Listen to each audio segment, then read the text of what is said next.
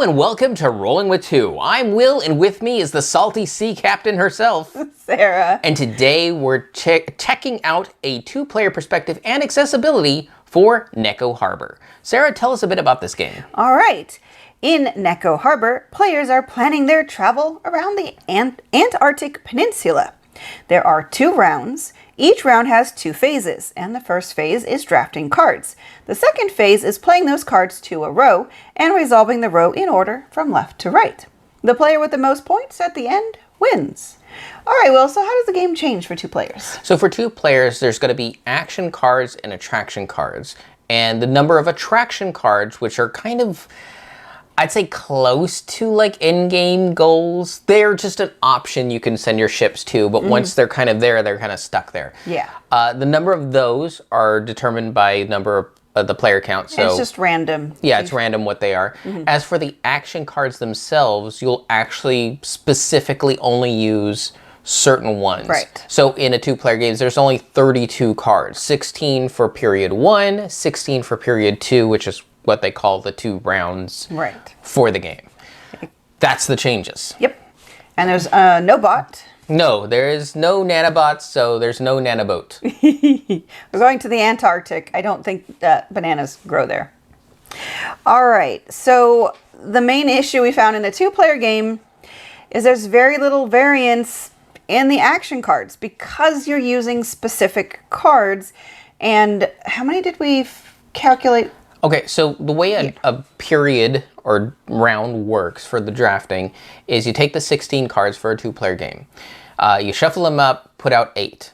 6 of those get drafted, so 3 to one player, 3 to another. The other 2 get discarded. Then you put out the remaining 8, and again, 3 to one player, 3 to the other, and 2 get eliminated.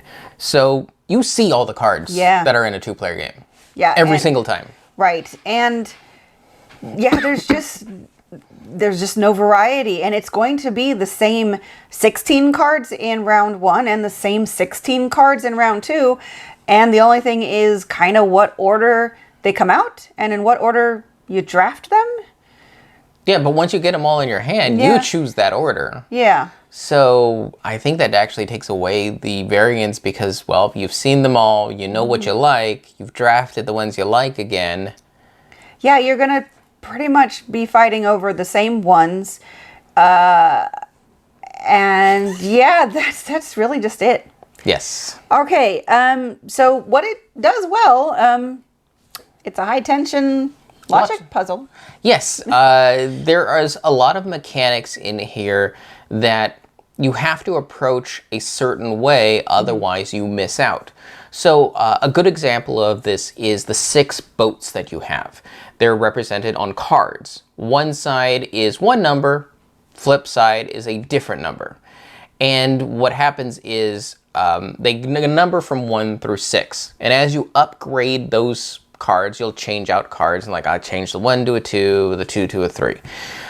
Once you send them over to the attractions, you can no longer manipulate them, which means if you need to upgrade a 2 to a 3, and you already have like your 3/4 card out over here and the 3/4 card over there, you just can't upgrade that one step. You'll actually have to skip over to skip 5 to even use the card. And the problem with the boats is the 2 sides add up to 7. Yes. So 1 and 6 are back to back, 3 and 4, 2 and 5. So it's not just 1 and 2 are on the same side, so you can just flip it.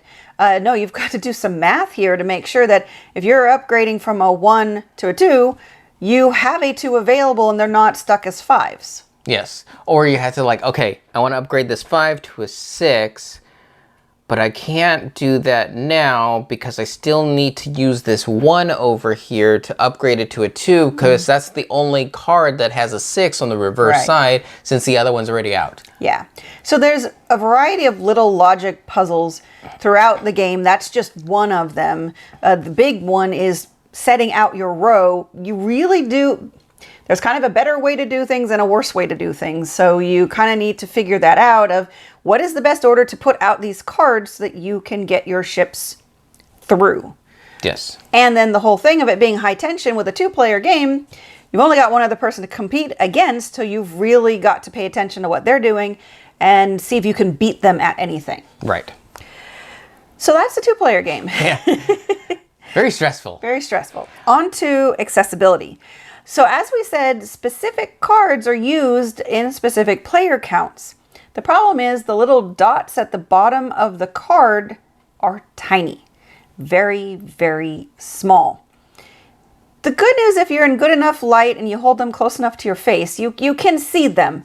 But they are definitely some of the worst indicators I've ever seen for separating cards by player count. Yeah, I think once you got through the initial sorting, you're just like, okay, we're separating these out because if I ever play, it's going to be a 2-player game. I don't need the rest of these cards. Yeah. So just put them as far away from the cards you're going to use. So if you do have a certain player count that you traditionally play, then yeah, separate out the ones you will not be playing if you're not. Because it's certain cards for a 2-player game, certain cards for a 3-player game, and then everything else for, I think it's 4? Yeah, no, this only goes to 4 players. So there you go. The more important issue here, though, is the rules are not very well written. Yeah, they tell you how to do the what, but they don't tell you how to do the why. Yeah. So for example, if I was here and go, all right, people, let's grab some flour, some butter, some eggs, some sugar, and we're going to start there. You're like, oh, okay, I get that we're probably baking something. I have no idea what he's baking. Right. And do I want to bake the same thing? Yes. Is he baking pancakes, a cake, bread? What's he doing? Right. Now, there are 2 rule booklets, one in Chinese, one English. So it could be one of those lost in translation issues. In other words, learn Chinese. Maybe the Chinese booklet is better. I didn't actually look through to compare the 2 to see if it seems like a similar flow of at least diagrams. Yeah. But it is very thorough in telling you what. But again, it's the why do you want to do this? Why do you want fuel? Why do you want licenses? You put it together eventually, but it doesn't really explain that very well in the rule book. Yeah, and there was a couple of cases where there was components like, for example, the captain card. Yeah. You don't actually figure out what that does unless you look it up. In the appendix. In the appendix. Yeah. And I think also the shipyard, because it goes over some of the major action cards, except some of them aren't covered during the actions. Like it says, this is how you resolve actions. And it tells you the major ones, but not how every single action works. You have to look it up in the appendix because there are different shipyards.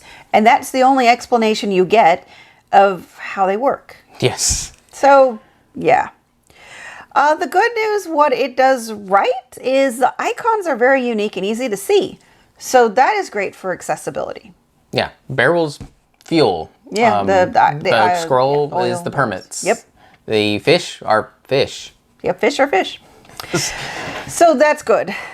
Okay, that's everything. All right.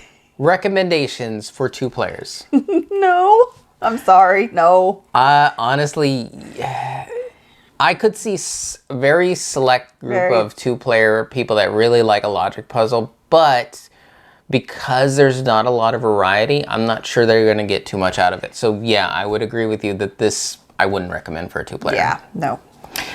Accessibility. Mostly yes. I mean, separating the cards by player count is going to be a challenge, but once you have them separated, hopefully then you can just keep them separated. But otherwise, everything else is really good accessibility-wise. I mean, once you can get through the rules. Yeah, I also found that because pretty much all the information is open-handed, even since the other person knows what you drafted, you can always just say, if you have trouble seeing what's in your hand, what card is this again? And you're like, oh, that's the supply ship. Yeah, oh, okay. It's an open draft, so you know, or you knew at least what cards they were taking at the beginning. Yeah, so I didn't have much problem with accessibility. Yep. So. All right. There you go. Sarah, when it comes to penguins and the Antarctic, do you feel like you went on an Antarctic journey to see penguins?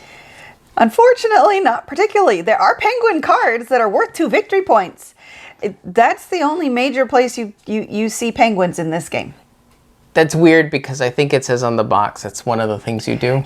Yeah, you're supposed to be going to see penguins, and you don't. You don't. You do see a lot of boats. There's a lot of ships. Yes. And you're in the harbor. Yes. So that part comes through. All right, then. Good for it. And why would you ever roll with just one when you could be rolling with two? And remember, if you have any questions, comments, or concerns, you can reach out to us on the various social media platforms at Rolling with Two. That's TWO. We are on Twitter, Facebook, and Instagram. And on YouTube, please like and subscribe. And if you have time, check out the other content Nanaman has found for you, because remember, he's rolling with you.